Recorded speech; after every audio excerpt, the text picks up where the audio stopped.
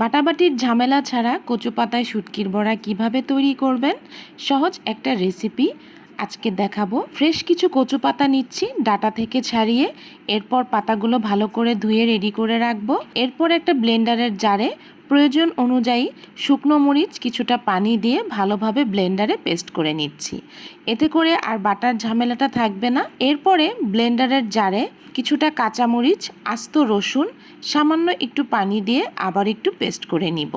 খুব সহজে অল্প সময়ে মশলাগুলো পেস্ট করা হয়ে যাবে। এরপরে পুঁটি শুটকি এবং পাইসা শুটকি আষ্টে মাছের মাথা এবং পেটটা ছাড়িয়ে ভালোভাবে ধুয়ে ব্লেন্ডারে পেস্ট করে নিব। তৈরি হয়ে গেল খুব সহজে অল্প সময় বাটা মশলা। এরপর বড় একটা কড়াইতে সয়াবিন তেল দিয়ে অনেকটা রসুন কুচি দিয়ে দিচ্ছি, এরপরে দিচ্ছি অনেকটা পেঁয়াজ কুচি, স্বাদ মতো লবণ দিয়ে দিলাম আলু কুচি। এবার উল্টে পাল্টে হালকা একটু ভেজে নিব।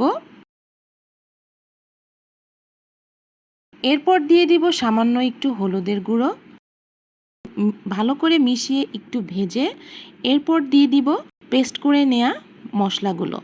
এবার একসাথে ভালোভাবে উল্টে পাল্টে কিছুক্ষণ ভেজে নেব সামান্য একটু পানি দিয়ে। এতে করে মশলার যে কাঁচা গন্ধটা থাকবে সেটা চলে যাবে। অতিরিক্ত পানি রাখা যাবে না, মশলাটা একটু মাখো মাখো হবে, কাঁচা গন্ধটা চলে যাবে। সেই পর্যায়ে শুটকির বাগারটা নামিয়ে ফেলবো। এরপর ধুয়ে নেওয়া কচু পাতাগুলো নিয়ে তার মাঝে কিছুটা শুটকি দিয়ে এভাবে ভাঁজ করে নিতে হবে। আপনারা চাইলে একটা পাতা দিয়েও বড়াটা তৈরি করতে পারবেন। একে একে এভাবে ভাঁজ দিয়ে সবগুলো বড়া যখন এরকম ভাঁজ দেওয়া হয়ে যাবে, একটা ফ্রাইং প্যানে সয়াবিন তেল দিয়ে আস্তে আস্তে সময় নিয়ে বড়াগুলোকে ভেজে নিতে হবে। যেই দিকটা ভাঁজ করব সেই দিকটাই ফ্রাই প্যানের নিচে দিতে হবে। এভাবে আস্তে আস্তে সবগুলো ভেজে ভালো করে মচমচে করে নিতে হবে।